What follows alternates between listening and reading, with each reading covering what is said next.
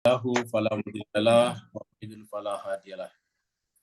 Asyhadu an la ilaha illallah wahdahu la syarika lah wa asyhadu anna Muhammadan abduhu wa rasuluh.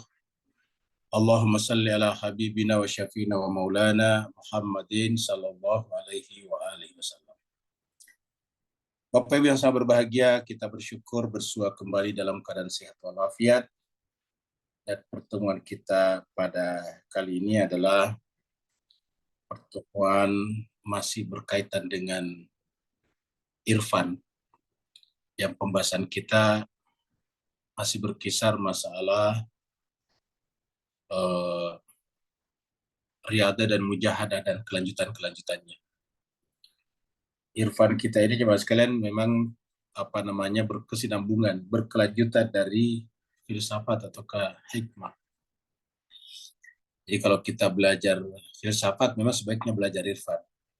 Karena ada yang tidak bisa dicapai oleh filsafat, yaitu tentang Allah. Zatnya Allah kita tidak bisa pahami dengan baik hanya dengan filsafat. Kita bisa memahaminya dibantu oleh tasawuf atau irfan. Cuma memang tidak semua tasawuf itu juga mengarahkan kita ke sana, karena tidak sedikit juga tasawuf yang bukan merupakan kelanjutan daripada filsafat atau hikmah. Sedangkan dalam Al-Quran itu harusnya satu kesatuan. Bahkan sebetulnya kalau kita mau lihat dalam Al-Quran yang disebut dengan hikmah itu adalah sebetulnya gabungan antara filsafat dengan tasawuf, itu hikmah. Jadi dalam makna hikmah itu sudah ada kata teosofi, masalah ketuhanan. Sedangkan dalam kata hikmah juga sudah ada kata filsafat atau pelajaran memahami hakikat-hakikat di dalamnya. Sekarang mari kita masuk ke screen untuk melanjutkan pembahasan kita tentang irfan ini.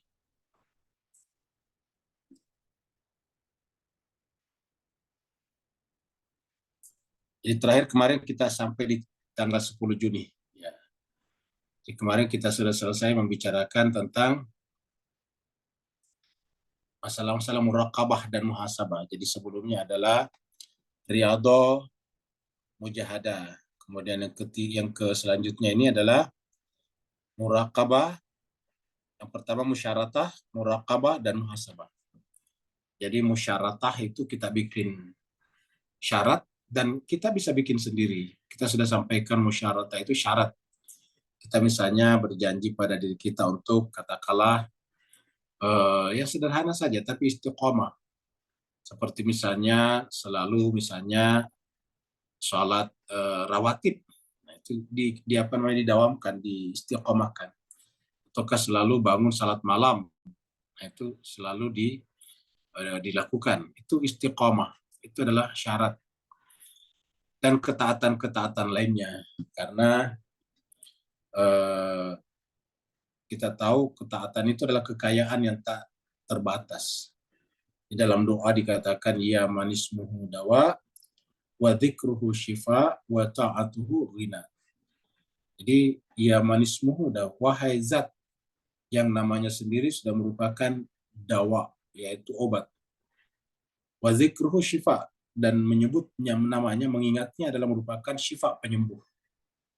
Wa ta'atuhu ghina, dan ketaatan kepadanya adalah kekayaan. Nah, jadi musyaratah, baru kemudian muraqabah, baru kemudian nanti muhasabah. Jadi musyaratah, kita membuat syarat, lalu kemudian kita muraqabah, melakukan pengawasan. Yang melakukan pengawasan siapa? Diri kita. Diri kita mengawasi diri kita sendiri. Diri yang bisa mengawasi dirinya lah yang disebut dengan taubatan nasuha. Ya ayyuhalladzina amanu tubu ilallahi taubatan nasuha. Harus setelah itu kita muhasabah, evaluasi sejauh mana hasil yang kita dapatkan sesuai dengan syarat yang telah kita tetapkan. Inilah yang kita bahas pada pertemuan sebelumnya. Dan kita sudah sampai di sini. Sekarang kita masuk pada yang ketiga. Jadi yang ketiga adalah amalan arba'in. Amalan arba'in. Nah, sekalian arba'in itu artinya 40 hari. Jadi di dalam Al-Quran itu 40 hari disebutkan itu. sebagai waktu yang tepat untuk membuktikan kepada Allah bahwa kita benar-benar bersamanya. Jadi makanya Arba'in ini terkenal. Arba'in di sini jangan bayangkan hadis saja, hadis Arba'in. Jangan bayangkan sholat jemaah di Madinah saja, sholat Arba'in. Ikan yang Arba'in terkenal itu adalah ada bukunya Imam Nawawi namanya Arba'in. Imam Nawawi. Kemudian ada juga bukunya Imam Khomeini namanya Arba'in juga. Kemudian ada juga kalau orang berhaji itu salat berjamaah 40 kali atau selama kurang lebih 8 hari di Madinah tanpa ketinggalan berjamaah, bahkan tanpa ketinggalan takbiratul ihram pertama, takbir yang pertama. Jadi kalau bisa melakukan itu istiqamah namanya arba'in juga itu dalam bahasa itu. Nah, jadi arba'in di sini jangan kita batasi pada itu saja. Pokoknya arba'in ini adalah amalan-amalan yang dilakukan selama 40 hari. Arba'in itu artinya bahasa Arab artinya 40. Ya, jadi 40. Jadi amalan apa saja. Nah, jemaah sekalian sebelum kita masuk ke sini, kita lihat dulu ini bahwa ini adalah kata arba'in ini sebetulnya diambil dari Al-Qur'an. Dan Tuhan sendiri yang telah mengajari kita melalui Musa tentang arba'in ini. Ya, mari kita lihat di surat yang ke-7 ya, surat Al-A'raf ya. Surat Al-A'raf.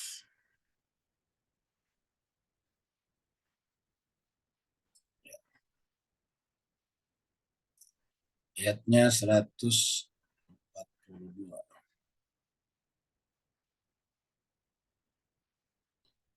Jadi surat Al-A'raf surat 7 ayatnya 142. Surat 7 ayat 142. Allah berfirman, A'udzubillahi minasyaitonirrajim. Bismillahirrahmanirrahim. Wa wa'adna Musa 30 lailatan. Wa wa'adna dan kami berjanji Musa kepada Nabi Musa salasina selama 30 malam. Salasina lailatan. Jemaah sekalian, aslinya itu kalau orang berjanji dalam bahasa Arab itu pakai hari. 3 hari, 4 hari. Sama dengan kita juga. Berapa lama? 5 hari. Tapi di sini menggunakan kata-kata salasina lailatan. Jadi ingatlah tatkala kami berjanji kepada Musa untuk berjumpa selama salasina lailatan, 30 malam. Wa atmamnaha, tapi kami kemudian menyempurnakan. Jadi kata-kata atmamna. Jadi kalau 30 saja belum cukup, harus ditambah. Atmamnaha. Kami sempurnakan yang 30 malam itu bi'ashrin dengan 10 malam lagi. Jadi 30 malam ditambah 10 malam.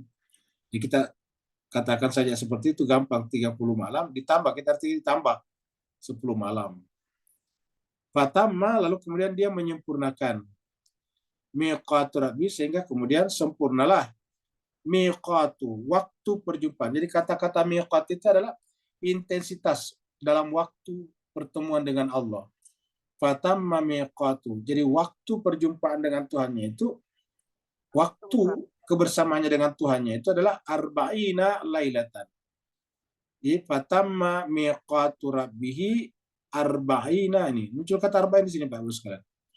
Jadi arba'in muncul dari sini. Ya, jadi dari kata salasina lailatan kemudian ditambah dengan ashrin bi ashrin, maka sempurnalah miqatnya dengan Tuhan. Jadi waktu perjumpaan dengan Tuhan itu adalah 40 malam. Arba'ina lailatan. Jadi 40 malam. Arba'ina lailatan. Wa qala Musa, dan berkatalah Musa kepada saudaranya, wa qala Musa li akhihi Harun, ukhlufni fi qaumi. Jadilah khalifah bagiku di tengah-tengah kaumku. Jadi kita tidak lanjut, kita hanya menjelaskan bahwa ini ada kata arba'in di sini. Jadi arba'in itu bukan diambil dari hadis, tapi dari Al-Quran, ini arba'in. Ya. Dan ini berkaitan dengan miqat. Miqat ini adalah waktu perjumpaan, periode perjumpaan. Ya. Ini dari kata waktu ini, Bapak sekalian, waktu. Sama misalnya kalau kita sholat itu juga adalah kitaban mauquta. Mauquta itu waktu. Jadi inna sholata kanat alal mu'mina kitaban mauquta. Semuanya sholat itu bagi orang mukmin kitabam mauquta, tertentu waktunya. Jadi miqat. Miqat ini adalah waktu. Di waktu, selama waktu itu kita akan berjumpa dengan Tuhan itu 40 hari. Jadi di sinilah 40 malam. Jadi inilah yang digunakan dari kata arba'in di sini. Ya. Makanya menggunakan kata khalwat, karena khalwat itu artinya berdua dengan Tuhan. Dia khalwat ini adalah berduaan dengan Tuhan namanya. Semua berdua namanya khalwat. Jadi kalau berdua dengan siapapun khalwat juga namanya. Tapi khalwat yang dimaksud di sini adalah berdua dengan Tuhan. Ya, makanya dikatakan gini. Amalan arba'in atau 40 hari adalah suatu istilah akhlak dan irfani dengan pengertian seorang hamba pesalik. Pesalik itu penempuh jalan rohani. Berkhalwat selama 40 hari atau 40 malam tadi kalau di Quran dengan program-program riyadah, latihan. Jadi ini sebetulnya Pak sekalian kalau kita intensif melakukan Ramadan kita sebetulnya bisa. Tetapi harus dimulai dari pertengahan Sya'ban. Itu kan kalau kalau kita punya puasa kan 30 hari ya. Ramadan itu kan 30 hari. Ramadan itu adalah 40 hari. 40 hari, 30 hari.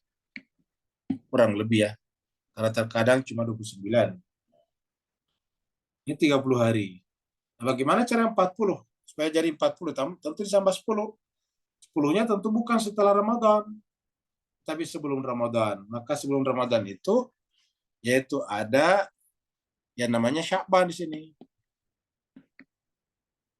Sya'ban 10 hari. Nah, jadi jemaah sekalian ini akan menjadi sangat indah apabila dimulai dengan pertengahan Sya'ban. Kan Sya'ban itu terkenal nisfu Sya'ban. Nisfu Sya'ban itu artinya setengah Sya'ban ini, setengah Sya'ban. Setengah Sya'ban artinya apa? Mulai daripada tanggal 15 Sya'ban. Nah, kalau kita mulai dari 15 Sya'ban, tinggal 15 ini tambah 30, bahkan sampai 45. Kalau kita hitung sampai kepada Lailatul Qadarnya ya kurang lebih 40 hari. Kan puncaknya Lailatul Qadar itu kan ada yang 23, ada yang 25, ada yang 27, kira-kira gitu. Nah, jadi ini kurang lebih 40 hari kalau kita ambil dari sini sampai ke malam Lailatul Qadar. Ya. Lailatul Qadar kalau misalnya 27, berarti kan kurang 3, berarti sekitar 42 hari. Kalau kita ambil misalnya 25, ya berarti sekitar 41 hari. Kita ambil 23, pas 40 hari. Kurang lebih 40 hari lah. Kalau kita ambil 23-nya. Jadi kurang lebih seperti itulah. Jadi 40 malam. Jadi artinya arba'in ini sebetulnya tidak harus terikat dengan suatu aktivitas tertentu saja. Bisa kita gunakan ibadah yang sudah ada, itu Ramadan tadi. Nabi Muhammad kita dulu diperkirakan karena berdasarkan Al-Quran ini, beliau pergi berkhalwat di Gua Hira itu selama 40 hari, baru balik lagi. Jadi ada mengatakan 40 hari, bawa bekal di sana sampai 40 hari. Habis itu turun lagi. Ya, turun lagi, kemudian nanti kapan-kapan dia naik lagi. Seperti itu. Ya. Jadi ini angka 40 ada di Al-Quran. Jadi intinya adalah berkhalwat selama 40 hari dengan program-program riyadah. Riyadah kita sudah bahas ini sebelumnya, riyadah. Jadi kita sudah bahas yang pertama riyadah dan mujahadah. Baru tidak masuk musyaratah, muraqabah, dan muhasabah. Jadi riyadah, mujahadah. Nah, mujahadahnya itu adalah terdiri pada 3, yaitu musyaratah. Jadi kalau kita gambar di sini, kita mulai daripada riyadah. Riyadah dan mujahadah. Riyadah dan mujahadah ini,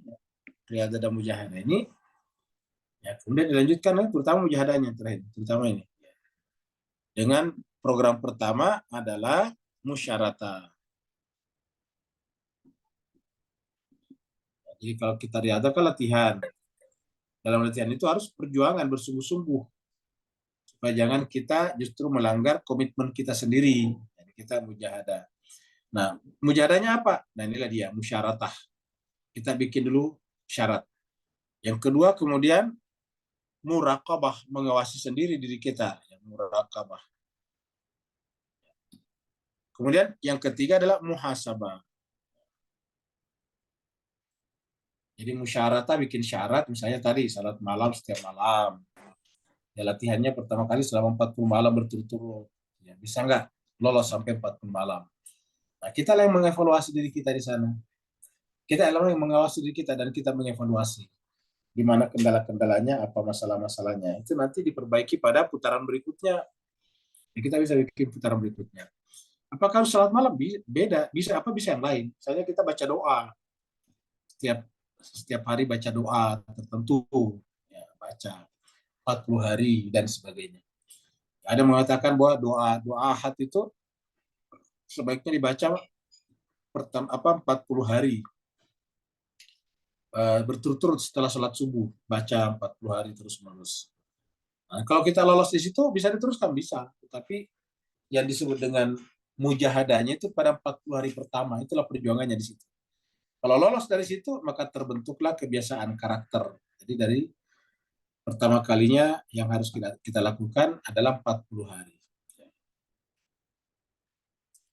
Kemudian para ulama, khususnya mereka yang punya masyrab dan maslak irfani, ya, yang punya apa namanya, yang punya semacam apa, sudah punya semacam metode, ya, metode irfani dalam hal menyucikan diri, ya, tahzib dan tazkiyah. Tahzib itu adalah menghilangkan, menghilangkan kotoran-kotoran. Tazkiyah mensucikan, ya. Jadi tahzib dan tazkiyah. Ya.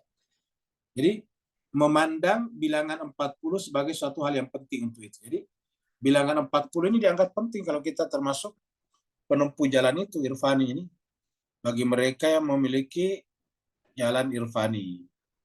Maka kemudian bilangan 40 ini sebagai suatu hal yang penting.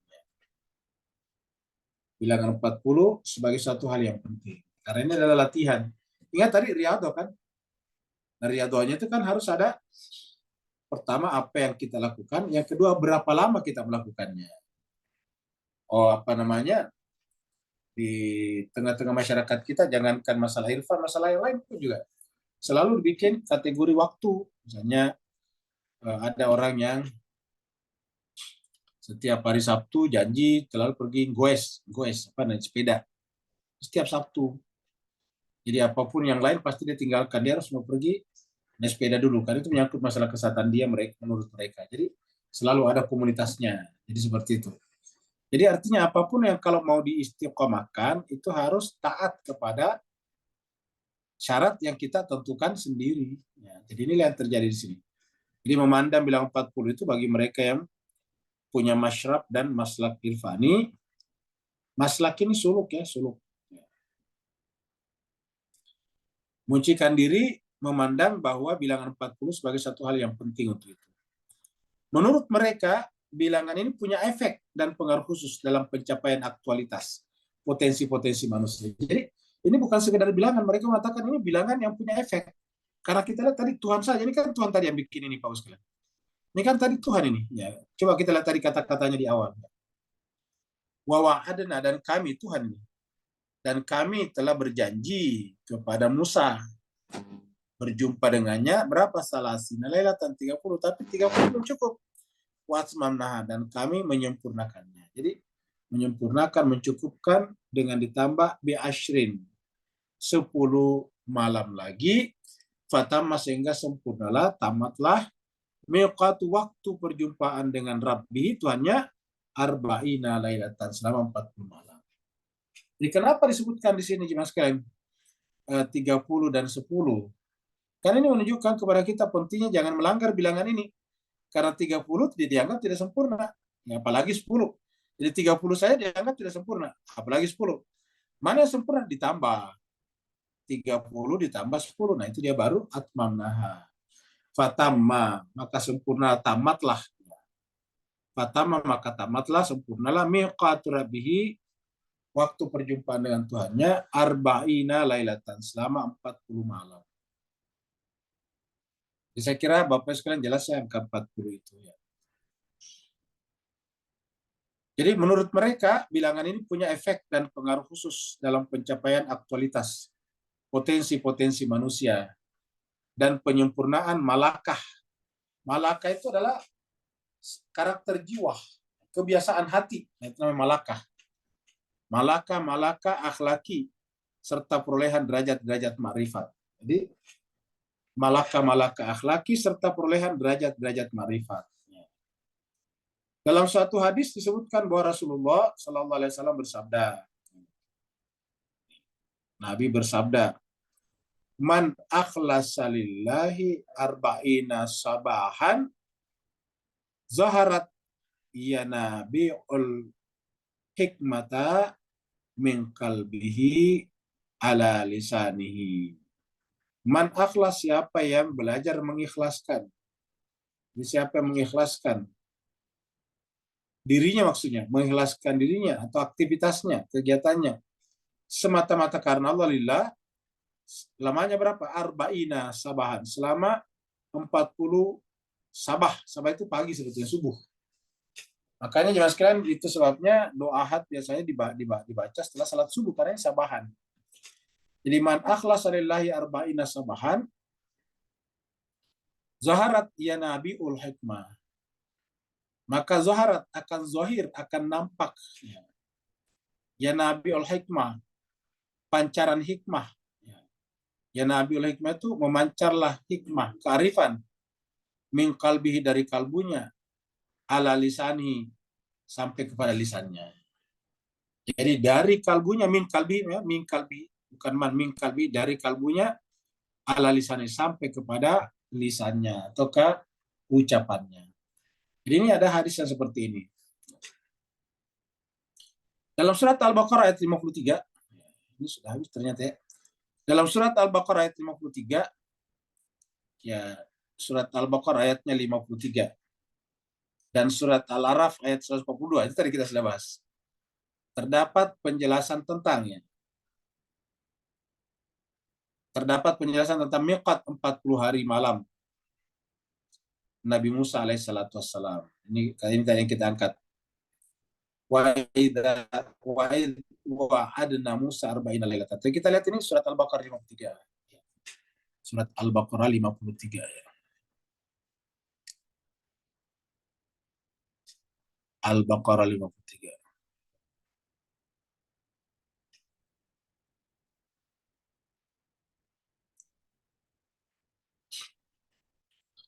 Wa iz ataina Musa al-kitabah.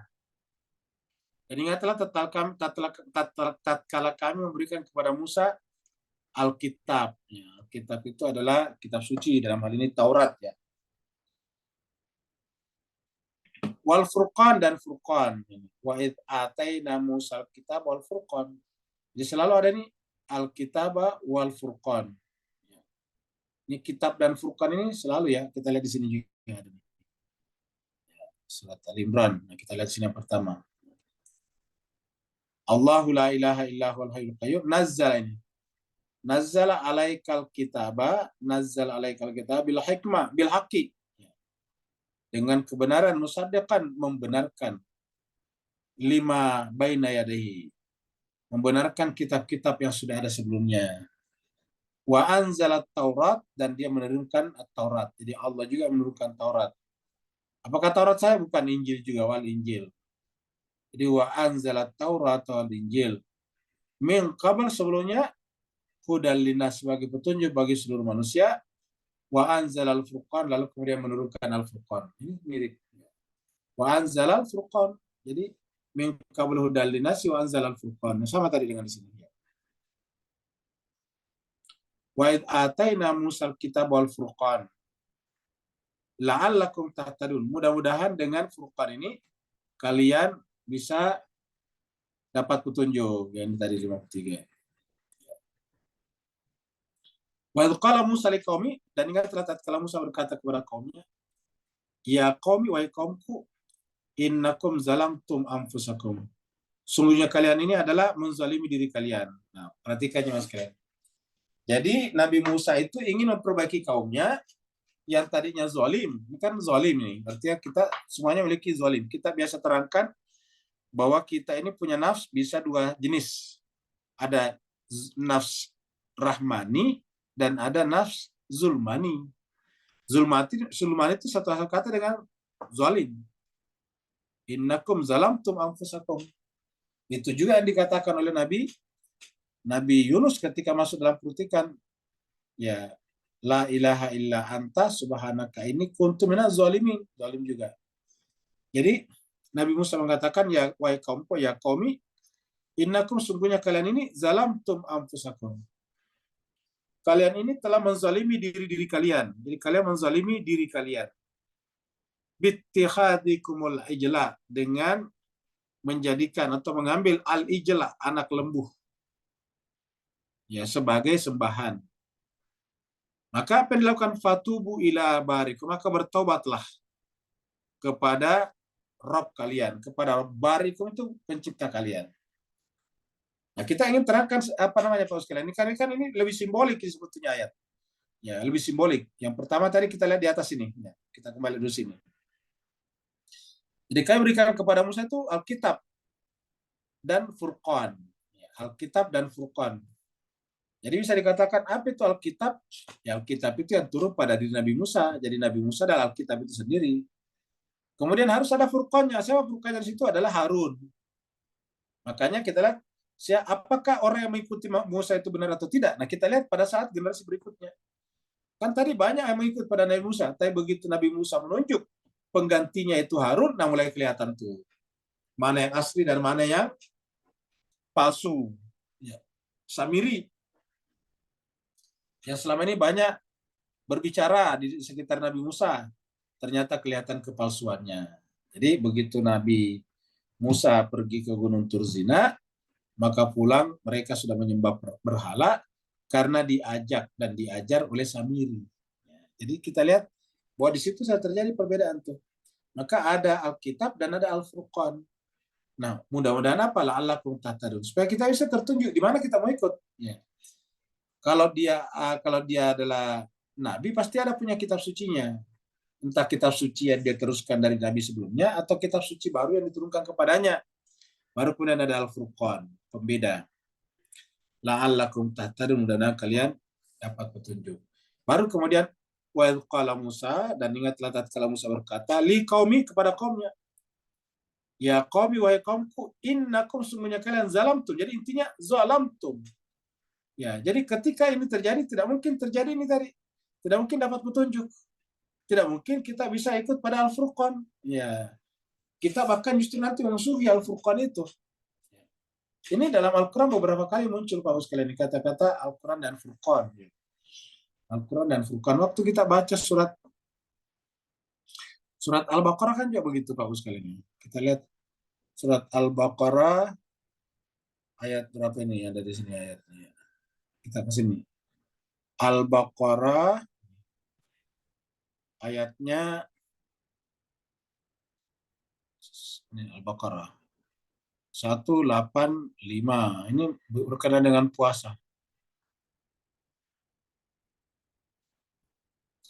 Syahrul Ramadan, di bulan Ramadan itulah alladzi yang unzila diturunkan fihi padanya Al-Qur'an. Jadi bulan Ramadan itulah diturunkan padanya Al-Qur'an. Hudal linnasi, Al-Qur'an itu petunjuk bagi seluruh manusia, wa bayyinatin, dan juga adalah penjelasan-penjelasan atau keterangan-keterangan minal huda, dari petunjuk tersebut.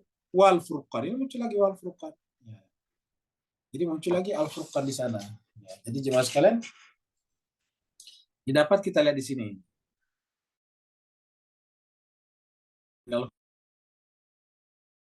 Al-Furqan. Jadi selalu muncul di sini. Baru itu kaidah minkum syaraf al-yasum. Baru siapa menyaksikan. Nah, kita juga bisa lihat di dalam surat 8. Surat 8. Al-Anfal. 9. Allah berfirman, ya ayyuhalladzina aman, wahai orang-orang beriman.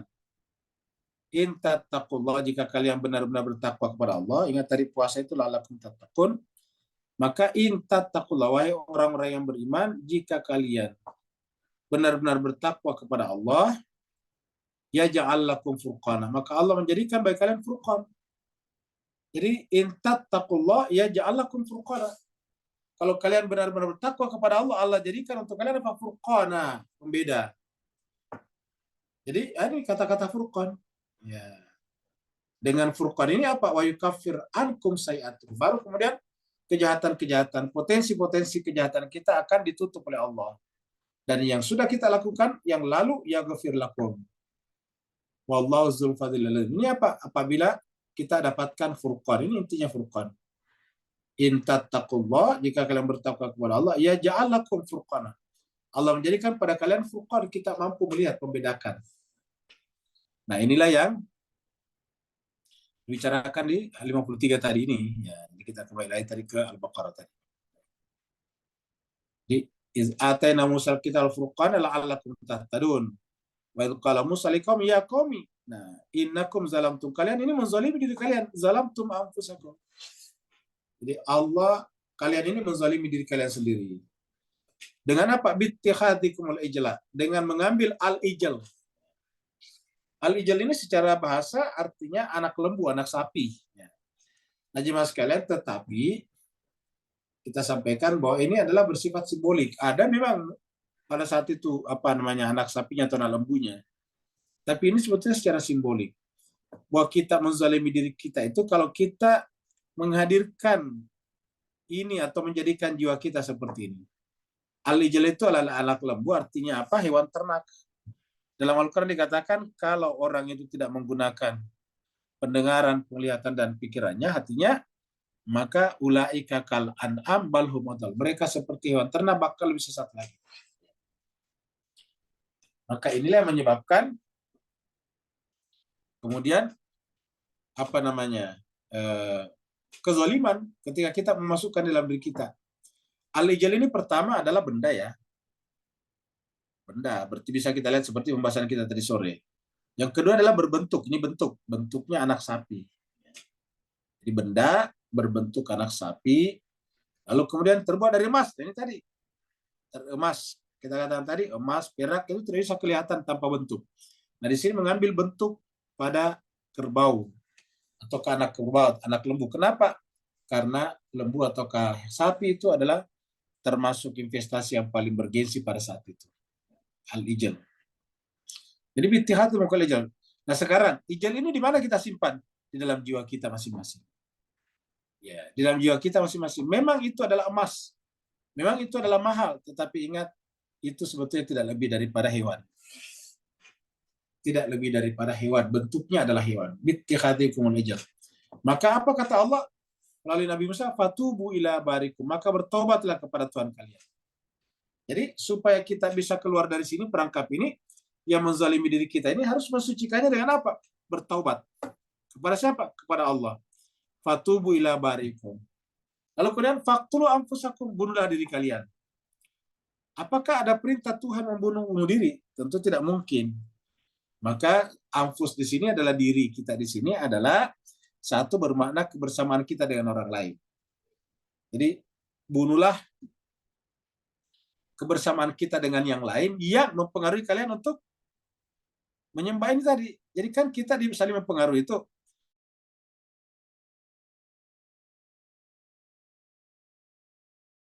Menyembah patung itu karena takut yang seperti itu harus dibunuh, dimatikan. Kenapa? Kebersamaan kita yang lain wajib mutlak, tetapi tidak boleh kita menjadi terpengaruh oleh pribadi dan kelompok mereka. Kita tetap menjadi diri kita sendiri. Maka kalau kita sudah telanjur itu, maka harus bunuh diri kalian. Jadi kata-kata bunuh diri sini adalah hentikan jadi diri kalian menjadi seperti yang diinginkan Samiri, yaitu menyembah kepada anak lembu. Maka itu harus dibunuh, dimatikan. Jadi kalau kita lihat faktulu anfusakum, anfus ini bentuk jamak dari nafs. Nafs apa yang harus kita sembelih, matikan? Nafs zulmani tadi. Ini nafs zulmani. Jadi zalamtun anfusakum berarti nafs kita zulmani. Baru setelah itu kita hadirkan yang namanya nafs rahmani. Nah, jadi kita harus membunuh diri kita dalam pengertian tadi. Bunuhlah jiwa-jiwa kita yang buruk itu, yang menganggap indah, sapi dan sebagainya. Nah, dengan cara seperti ini, itu yang terbaik. Zalikum khairul lakum. Zalikum khairul lakum inda barikum, di sisi Tuhan kalian. Dan dengan cara seperti itu, fataba alaikum, dia menerima taubat kalian. Fataba alaikum, innahu huwat tawwabur rahim. Karena dia maha penerima taubat lagi maha penyayang. Kita lihat lagi misalnya surat Al-Baqarah yang lain. Jadi surat Al-Baqarah yang lain, yaitu ayatnya sekitar 78-79 ya ini. 80, ya, ataukah kita mundur lagi?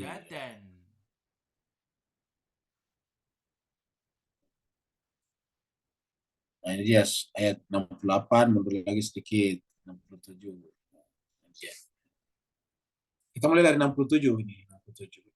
Kita bicara tadi sapi betina. Ini adalah ayat-ayat ini yang menjadi nama surat ini, surat Al-Baqarah.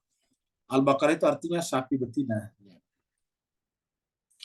Wa idh qala Musa, dan ingatlah tatkala Musa berkata li qaumi, kepada kaumnya. Apa kata Nabi Musa kepada kaumnya? Innallaha, sungguhnya Allah ya'murukum, memerintahkan kalian antas bahu, untuk menyembelih. Di Allah merintahkan, kata Musa kepada kaumnya, menyembelih bakaratan, sapi betina. Nah, apakah benar-benar sapi betina di sini? Boleh jadi, sangat mungkin. Tetapi bukan itu yang dituju. Tetapi maknanya daripada penjelasan ini. Coba kita lihat misalnya dalam surat berkenaan dengan berkenaan dengan surat haji. Kita lihat sini surat haji ya. Nah, ini surat apa nih? Surat Al-Araf, kita ambil surat haji ya. Jadi ini tadi kita surat Al-Naml ya, surat haji di sini. Surat 22. Ayatnya 37.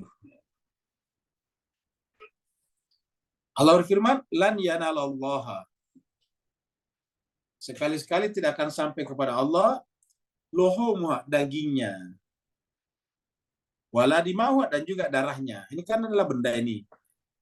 Jadi tidak akan sampai kepada Allah darah, dagingnya dan darahnya. Nah kalau begitu untuk apa kita nyembelih hewan? Kan harus mengambil dagingnya dan mengeluarkan darahnya. Ya itu tadi adalah merupakan pelajaran saja. Ya. Yang sampai kepada Allah, walakin yanaluhu taqwa minkum, takwanya. Yang sampai kepada Allah adalah takwanya. Jadi ya darahnya, dagingnya tidak sampai kepada Allah. Nah, kalian menunjukkan bahwa bukan itu yang penting bagi Allah. Dagingnya pentingnya bagi sesama manusia yang kurang mampu, yang berhak, mustahik. Tetapi kalau berkaitan dengan Allah, itu yang dibutuhkan adalah takwa di antara kalian, di antara kita. Jadi la yanalallaha luhumuha wala dima'u walakin yanaluhu taqwa minkum. Yang sampai kepada Allah adalah takwa di antara kalian. Kadzalika, begitulah, sakhkharaha lakum. Begitulah Allah membuat mudah bagi kalian semuanya, supaya kalian sendiri, jadi memudahkan semuanya untuk manusia, tumbuhan, hewan-hewan untuk manusia. Untuk kita apa? Ya tulitukabbirullah. Jadi kalau Allah menciptakan alam semesta untuk bumi. Bumi adalah untuk air untuk tumbuh-tumbuhan, tumbuh-tumbuhan untuk hewan-hewan, hewan-hewan untuk tumbuhan untuk manusia. Nah, pertanyaan untuk apa manusia? Nah, berdasarkan ayat ini adalah litukabbirullah. Dan inilah ibadah yang paling penting, karena wa ma khalaqtul jinna wal insa illa liya'budun. Kita semuanya adalah diciptakan untuk menyembah Allah. Apa tandanya kita menyembah Allah? Litukabbirullah, membesarkan Allah saja. Ala mahadakum, atas apa yang telah diberikan kepada kita. Apa yang Allah berikan kepada kita sehingga disebut dengan hadakum? Akal pikiran, akal sehat. Wa basyiril muhsinin, maka gembirakanlah orang-orang yang berbuat ihsan. Nah, jadi kita lihat di sini yang sampai kepada Allah intinya adalah bukan darah dan dagingnya. Bukan dagingnya, bukan darahnya, tetapi apa? Takwanya. Nah, kalau begitu, kasus Al-Baqarah juga begini, jemaah sekalian berbahagia. Ya. Jadi ini pasti kasusnya seperti ini. Bukan sapinya yang penting, tetapi makna yang berada di balik itu. Wa idh qala Musa, dan ingatlah tatkala Musa berkata liqaumi, kepada kaumnya, Inna Allah, sungguhnya Allah ya'murukum, memerintahkan kalian. Merintahkan apa? Antazbau, untuk menyembelih bakaratan, sapi betina. Jadi sebutkan sapi betina. Kalau dia masih kecil namanya al-ijl, seperti dalam surat Al-Baqarah tadi sini. Ya, ini tadi. Al-ijl. Ya, ini dia. Jadi ini tadi adalah al-ijl. Ya. Bittihadukum al-ijl. Di sini disebut dengan Al-Baqarah. Sama saja, sama-sama sapi, sama-sama betina. Ya. Kenapa betina aja mas kalian? Karena betina kita sudah sampaikan itu adalah berlipat-lipat, berganda-ganda hasilnya. Kalau jantan ya cuma satu. Jadi kalau kita punya satu ekor sapi jantan, ya selama-lamanya cuma satu. Sampai sapinya mati pun cuma satu yang kita miliki. Tapi kalau kita punya sapi betina, ya banyak. Karena sapi betina itu kalau dia hamil, anaknya milik pemilik sapi betina, bukan pemilik anaknya bukan miliknya pemilik sapi jantan, bukan. Ya. Tapi anak sapi betina adalah milik pemilik sapi betina, makanya memelihara sapi betina pada saat itu adalah termasuk sesuatu yang luar biasa.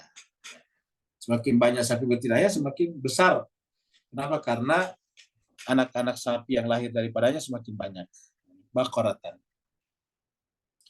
Nah, jadi intinya bakaratan itu adalah itu. Yang kedua adalah bakaratan itu adalah simbol. Bakar itu kan sapi betina biasanya diperah.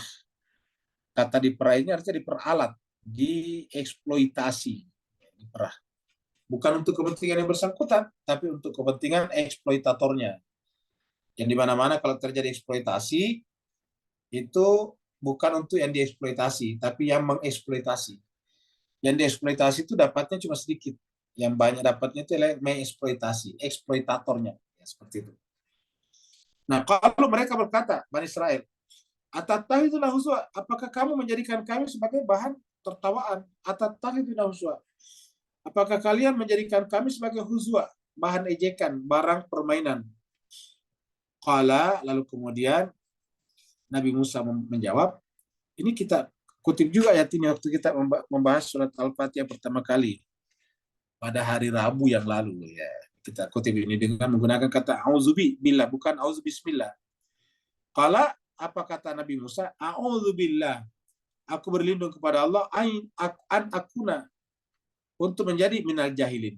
Jadi artinya apa mas kalian? Kalau kita masih mengisi jiwa kita dengan benda-benda yang disimbolkan dengan alijal atau kasapi betina, itu sebetulnya mohon maaf kita masih jahiliyah. Ini berdasarkan ini. Karena Nabi Musa mengatakan a'udzubillahi an akuna minal jahilin. Saya berlindung kepada Allah daripada menjadi orang jahil. Apa itu orang jahil? Apabila mengikuti kepentingan mereka, yaitu jangan menyampaikan ayat-ayat Tuhan kepada mereka tentang sapi betina karena mereka keberatan. Apa keberatannya? Mereka menganggap dirinya dipermainkan. Atattakhizuna huzwa. Apakah kamu, wahai Musa, menjadikan kami sebagai barang ejek-ejekan? Nabi Musa berkata, A'udzubillah, aku berlindung kepada Allah an akuna minal jahilin. Dari menjadi orang yang jahil. Ya. Lalu mereka berkata, setelah Nabi Musa bersungguh-sungguh, wah ini serius saya, karena kata Nabi Musa. Saya tidak mungkin menjadi orang jahiliyah dengan mempermainkan kalian. Sekarang mereka berkata lagi, qalu, udah ulana. Ya. Berdoalah untuk kami. Ini berdoalah untuk kami. Kepada siapa? Rabbaka, kepada Tuhanmu. Ya. Coba lihat Bani Israel. Bukan Tuhan kami, bukan Tuhan kita, tetapi Tuhan kamu Musa. Jadi udah ulana Rabbak. Berdoalah kepada Allah untuk kami, kepada Tuhanmu. Yubayin, supaya dia menjelaskan. Tuhan itu menjelaskan. Rabb kamu itu menjelaskan. Lana kepada kami mahia. Mahi di sini artinya yaitu jenis sapi tersebut. Jadi jenis bakar tersebut ini. Jenis bakar, jenis sapi tersebut. Yubayin lana mahia. Jadi cobalah sampaikan kepada Tuhan kamu supaya dia menjelaskan kepada kami mahia. Itu sapinya seperti apa? Bakar yang dimaksud seperti apa? Qala, Allah berfirman untuk melalui Nabi Musa, Inau sungguhnya dia Allah Yaqul berkata. Jadi Nabi Musa mengatakan, sungguhnya Allah telah berfirman kepada saya melalui saya. Jadi innahu yaqul, sungguhnya dia Allah telah berkata, innaha bakaratun. Sungguhnya yang diinginkan di situ adalah bakarah, yaitu sapi betina. La faridun, yang belum terlalu tua. La faridun, farid itu tua. La faridun, belum tua. Wala bikrun, dan tidak muda. Jadi tidak tua dan tidak muda. La faridun wala bikrun. Sebetulnya kalau dia tidak bertanya, ini cukup tadi sini. Baqarah tadi sudah cukup di sini. Ya. Kata Baqarah sudah cukup. Tuhan tidak akan menuntut. Kenapa?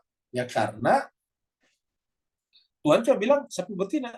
Jadi kalau sudah lakukan itu ya sapi betina apapun juga pasti benar. Tapi karena mereka tanya, maka setiap pertanyaan mempersempit wilayah pencarian. Karena semakin muncul pertanyaan, semakin terspesifikasi itu masalah. Terspecified itu masalah. Jadi kalau dikatakan saja sapi betina ya udah selesai. Ambil sapi betina potong. Tapi karena dia bertanya mahia tadi, ini ada kata-kata mahia, ya ini mahia, maka Allah menjelaskannya di sini bahwa sapi betina itu adalah la faridun wala bikrum, tidak tua dan tidak muda. Jadi di antara keduanya, di antara tua dan muda, in between. La faridun wala bikrum. Awanun baina zalik. Awan itu adalah pertengahan di antara itu. Jadi tidak tua tidak muda berarti pertengahannya. Awanun baina zalik, kata Allah. Faf'alu, maka lakukanlah semuanya wahai Bani Israel, matu marun, apa yang diperintahkan kepada kalian. Jadi faf'al matu marun, lakukanlah apa yang diperintahkan. Faf'alu matu marun. Kata Nabi Musa kepada mereka, lakukanlah kalian atas apa yang diperintahkan Allah tadi. Matu marun. Faf'alu matu marun. Tapi apa pun sudah selesai? Belum. Mereka bertanya lagi. Qalu, wahai Musa, udah ulana, cobalah berdoa kepada Tuhan kami. Kalau di atas tadi itu masih jauh. Tuhan kamu. Kalau udah ulana rabbaka, berdoalah kepada Tuhan kamu untuk kami. Kalau udah ulana rabbaka, supaya apa? Yubayyin lana ma launa, supaya menjelaskan bukan hanya sapi betinanya dan umurnya, tapi juga warnanya. Cobalah tanya kepada Tuhan supaya Tuhan menjelaskan kepada kami tentang warna sapi yang kami akan sembelih tersebut, sapi betina. Yubayyin lana ma launa, launa itu warnanya. Qala, Nabi Musa menjawab dengan cepat, innahu yaqul. Kenapa? Karena ini sudah ada pada diri Nabi Musa. Jadi begitu keluar permintaan mereka, langsung qala, Allah menjawab, innahu yaqul. Sungguhnya Tuhanmu atau Tuhan telah berfirman. Apa firmannya? Innaha baqaratun safraun. Sesungguhnya sapi betina itu adalah safraun, kuning. Kan sapi kan ada kuning, ada kuning, ada hitam juga ada. Kalau sapi, bahkan ada juga coklat, ada coklat. Inna bakaratun safraun, faqiun launuha. Jadi faqiun itu artinya tua, kuning tua. Ya, jadi ini safranya kuningnya adalah faqiun. Jadi kuning tetapi tua, ya, matang. Launuha warnanya, jadi kuning tua warnanya. Tasurun nazim, karena kuning tua maka kemudian supaya menarik hatinya orang-orang yang memperhatikan atau melihatnya. Jadi supaya menarik hatinya orang-orang yang melihatnya. Jadi faqi'ul launuha. Jadi warnanya itu warna kuning yang bagus, yang menarik perhatian orang-orang yang melihatnya. Kuningnya kuning apa ya? Kuning emas. Jadi kan semakin jelas bahwa Al-Baqarah ini adalah sama temanya dengan Al-Ijal tadi yang kita bicarakan. Ya, Al-Ijal itu adalah patung anak sapi, ya, seperti itu. Kalau kemudian mereka menjawab lagi, udah ulana, harusnya kan sudah cukup tadi sampai di sini, dari sini. Tapi mereka bertanya lagi, kalau mereka berkata lagi, apa kata tanya? Udah ulana, berdoalah untuk kami. Rabbaka, kepada Tuhanmu. Yubayyin lana, supaya menjelaskan kepada kami mahi. Ya, menjelaskan kepada kami. Ya. Yaitu setelah warnanya tadi yang kuning tua, kuning emas itu, apalagi? Ya. Nih, udah ulana rabbaka yubayyin lana mahi. Menjelaskan kepada kami apa dia. Bagaimana keadaannya ini? Innal baqarah, sungguhnya, ini taknya sebetulnya bersama sini, sesungguhnya sapi itu tasyabaha, samar. Al-baqarah di sini. Innal baqarata syabaha, samar alain atas kami. Jadi kalau kamu sudah terangkan warnanya, umurnya, kami belum jelas sepenuhnya.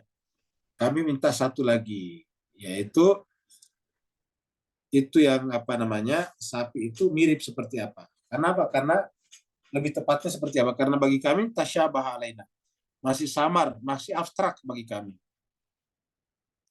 Wa inna sungguhnya kami insya Allah la muhtadun, dapat petunjuk. Jadi insya Allah kami kalau sudah menyampaikan ini, kami sudah dapat petunjuk, maksudnya kami sudah jelas. Qala, lalu kemudian Nabi Musa atau Allah berkata, Innahu, jadi Nabi Musa berkata ini, sungguhnya Allah SWT yaqul, telah berfirman berkata, maksudnya menjawab pertanyaan mereka. Jadi begitu cepatnya jawaban-jawaban ini. Innaha, bahwasanya bakaratun, sapi betina itu, la zalulun, tidak pernah dipakai untuk tusirul ard, membajak bumi, membajak sawah. Jadi bakara ini la zalulu tusirul arda. Ini adalah la zalu itu belum pernah dipakai. Tusir, membajak dengan waktu yang lama. Tusir itu dari kata membajak. Jadi tusir itu asal itu adalah jejak.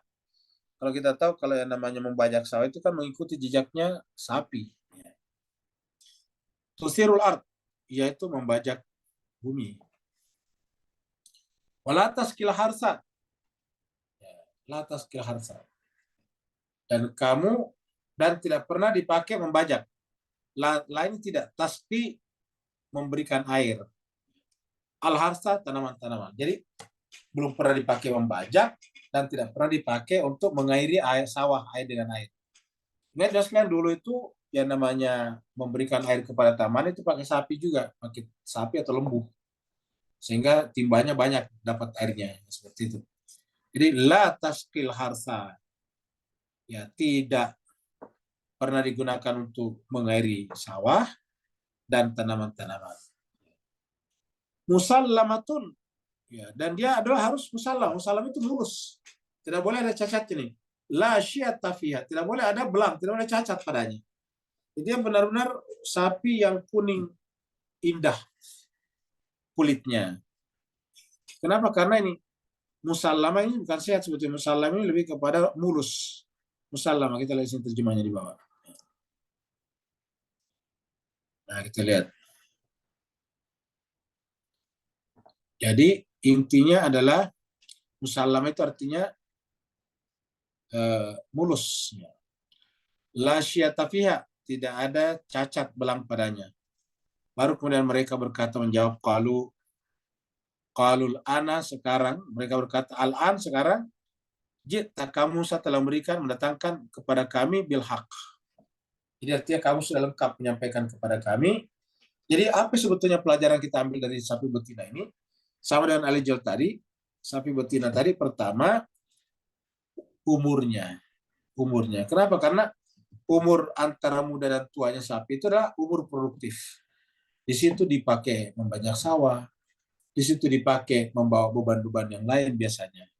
Bahkan kita masih ingat dulu ada beberapa daerah yang dokarnya atau pedatinya yang menarik bukanlah kuda tetapi sapi atau lembu. Nah, jadi seperti itu. Jadi yang pertama tadi umurnya. Yang kedua adalah warnanya. Warnanya adalah kuning tua.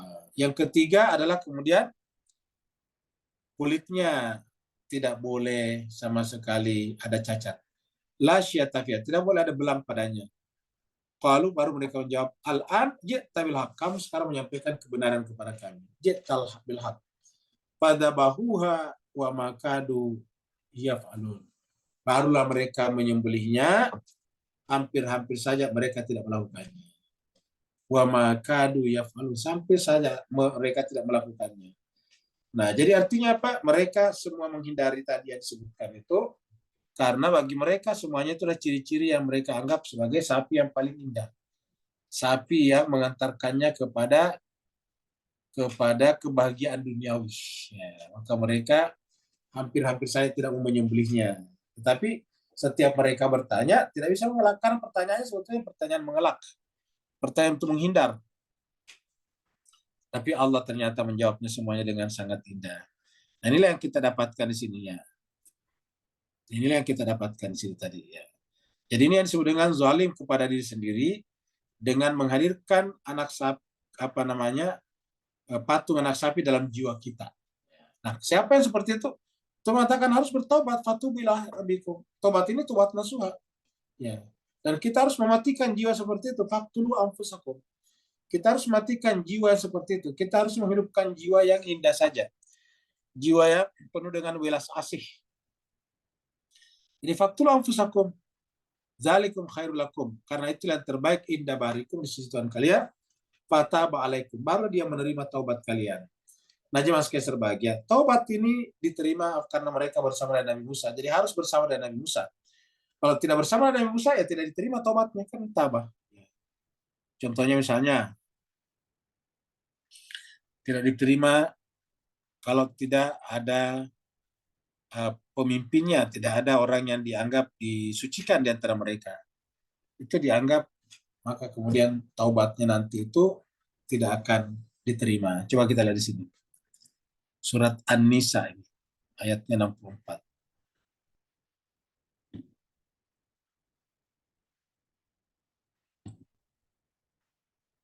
64.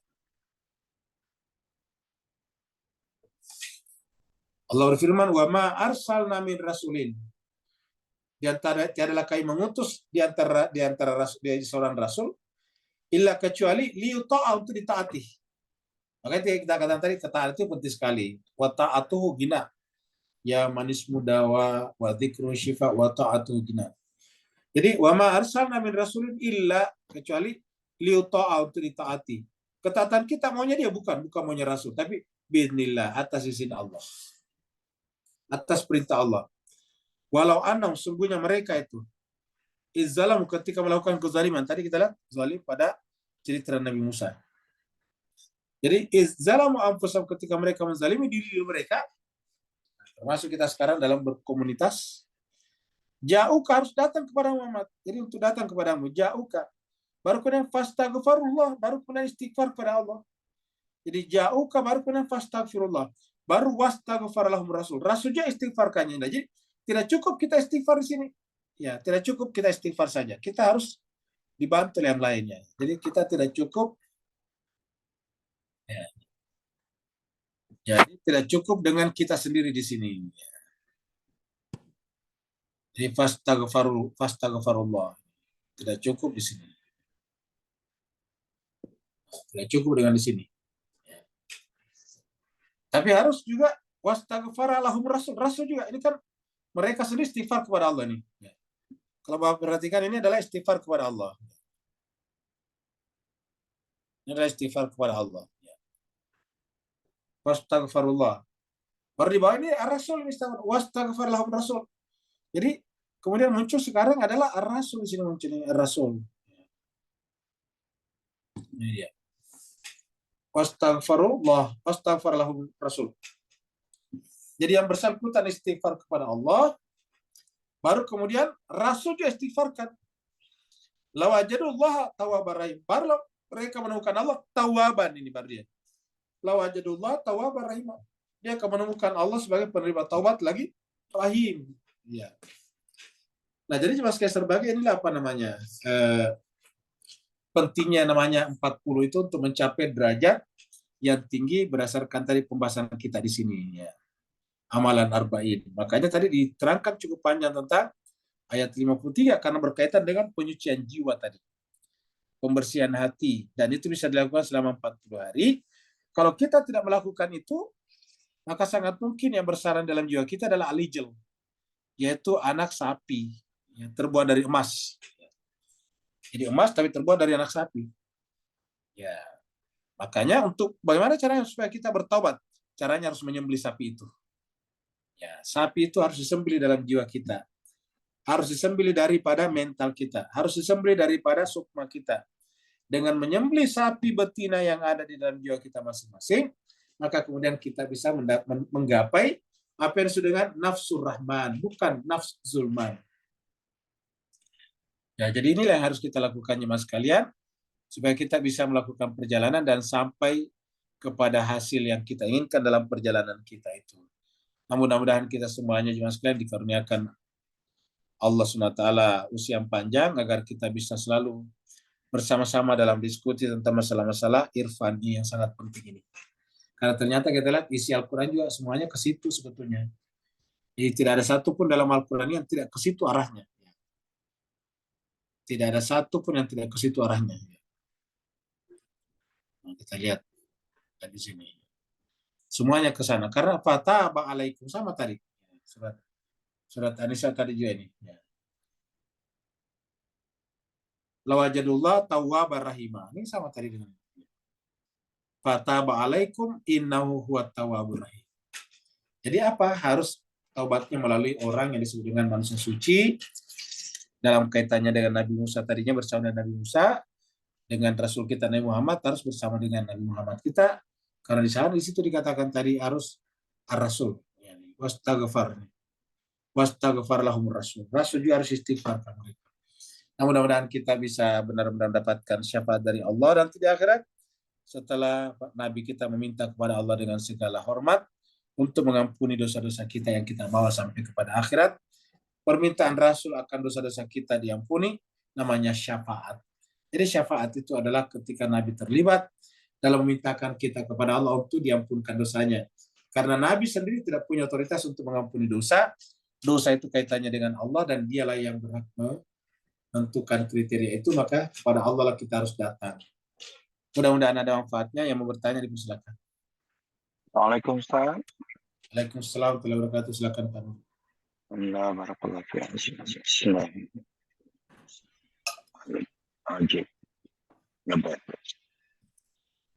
Dalam emansipasi untuk Allah melelehkan kurnia-kurnia dia lebih lanjut dalam setiap makam-makam ma'rifah, mukasyafah dan musyahadah tadi, terlihat kupasan Ustaz tadi perbandingan antara Nabi Ibrahim diperintah sembelih Nabi Ismail tanpa ragu-ragu, beliau sami'na wa ata'na. Sedangkan keturunannya yang mengaku keturunan Nabi Ibrahim tadi langsung mempermainkan untuk menghindari buat apa mahunya Allah. Maka dalam topik 40 topik arba'in ni, kalau kita menuju pada Imam Musa alaihissalam, beri pencerahan Ustaz supaya bukan kita pergi ke arba'in menziarah imam, tapi kita pulang wa inna ilahi raji'un. Barakallahu fiikum.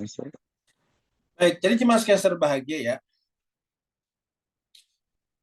Inti daripada perjalanan rohani kita ini adalah bagaimana caranya agar semuanya tidak ada kecuali Allah Subhanahu wa taala saja. Jadi apapun harus tiada kecuali Allah Subhanahu wa taala. Ini yang harus kita lakukan dalam jiwa kita. Jadi ketika kita berjalan dari keadaan kita sekarang menuju kepada Allah,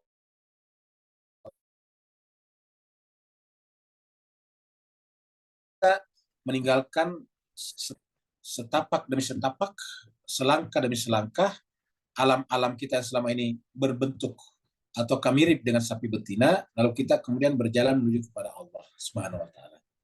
Nah, salah satu cara untuk melatih jiwa kita di sini adalah coba kita membuat musyaratah amalan selama 40 hari tadi, arba'in. Kita melakukan 40 hari. Dan puncak daripada arba'in itu sebetulnya bukanlah pada saat kita sholat berjemaah di masjidnya Nabi, atau bukan pada saat kita membaca 40 hadis.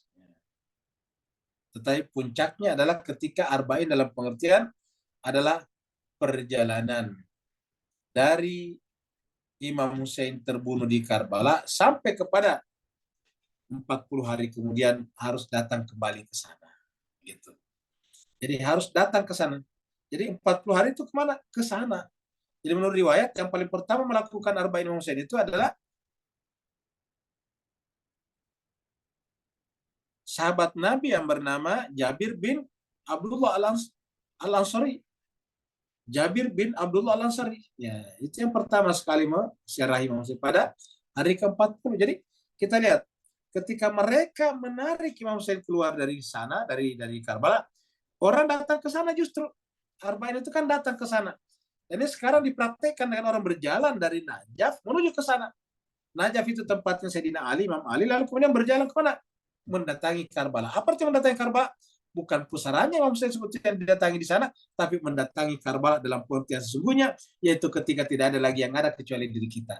Nah, itulah sebabnya rujukannya ke atas adalah Nabi Ibrahim. Rujukannya ke atas Nabi Ibrahim. Makanya kita lihat setelah surat Al-Baqarah, mari kita lihat ini tadi ya. Ini surat Al-Baqarah. Saya sampaikan Pak Ustaz. Ini surat Al-Baqarah, cerita Bani Israel dimulai dari ayat 39.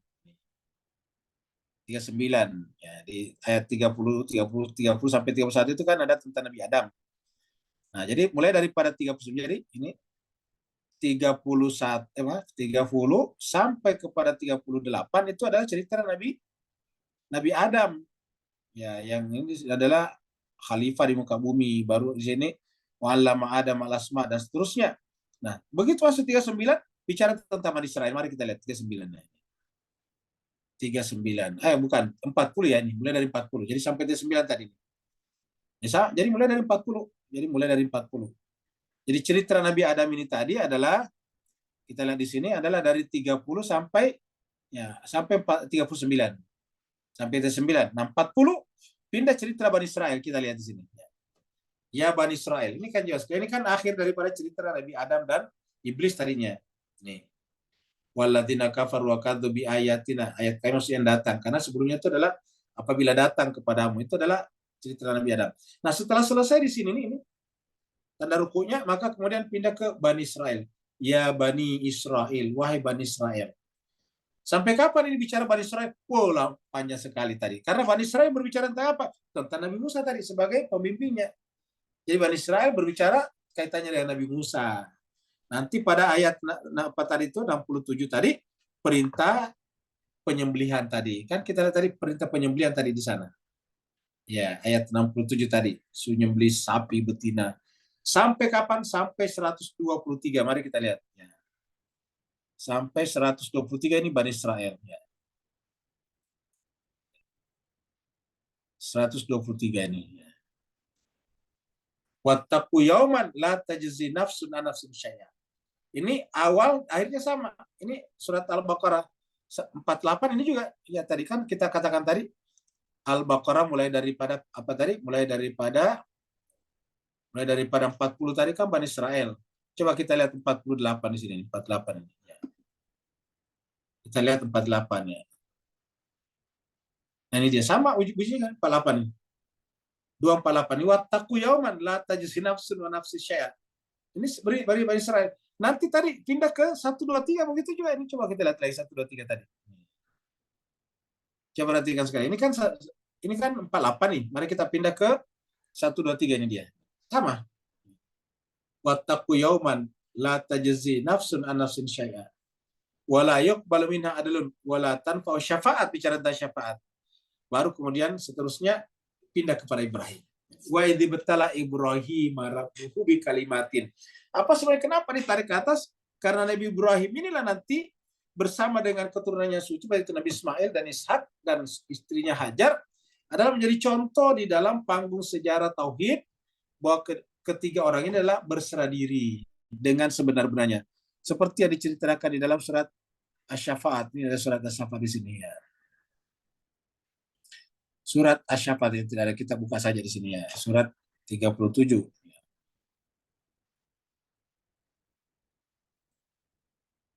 Ayatnya 100. Ini adalah 103.